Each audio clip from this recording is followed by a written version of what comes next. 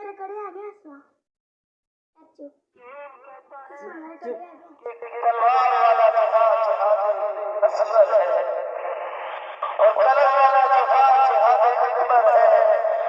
ये मरहूम जानता था कि आका नामदार लिखना पढ़ना नहीं जानते और मुसलमान बहर हो गया।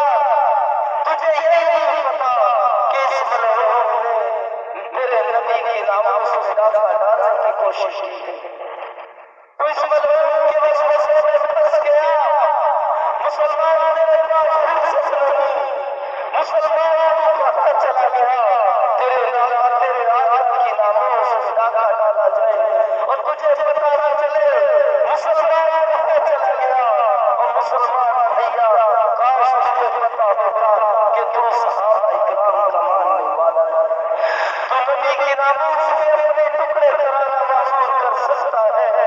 मुसलमान तुझे मोबाइल से फुर्सत होती, मुसलमान तुझे नाच गाने से फुर्सत होती, मुसलमान तुझे कारोबार से फुर्सत होती, मुसलमान तो कहाँ चला गया। मुसलमान तुझे कुरान पढ़ने के लिए तेरे पास टाइम नहीं है, तेरे पास नमाज पढ़ने के लिए वक्त नहीं है। मुसलमान देख के सही जरा नजर उठा के तेरे नबी ने तेरे लिए दुआएं की हैं।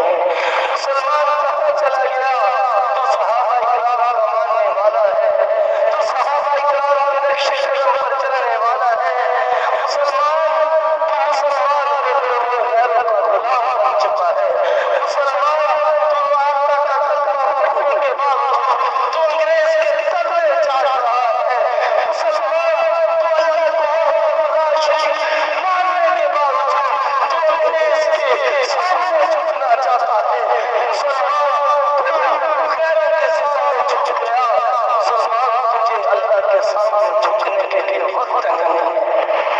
मुसलमान खुदा के लिए तो कुरान खोल लेता, मुसलमान खुदा के लिए तो कुरान खोल के वो जिहाद की 558 आयत पढ़ लेता, वाकई नामदार के जिहाद को जिहाद मान लेता।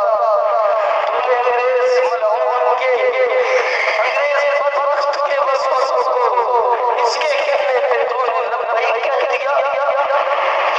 तूने अंग्रेज के नक्शे कदम पर चलने को तरजीह दी, तूने सहाबा इकराम के नक्शे कदम को छोड़ दिया, तूने उनकी जिंदगियों को तर्क कर दिया।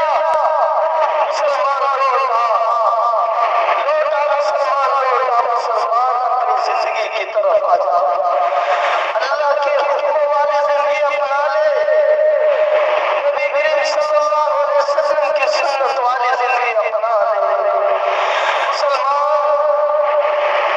आज तेरे मासूमों की मुसलमान बहनों को जरूरत है, उस मुसलमान बहनों को जो काफिर की कैद में तेरी मदद तलब कर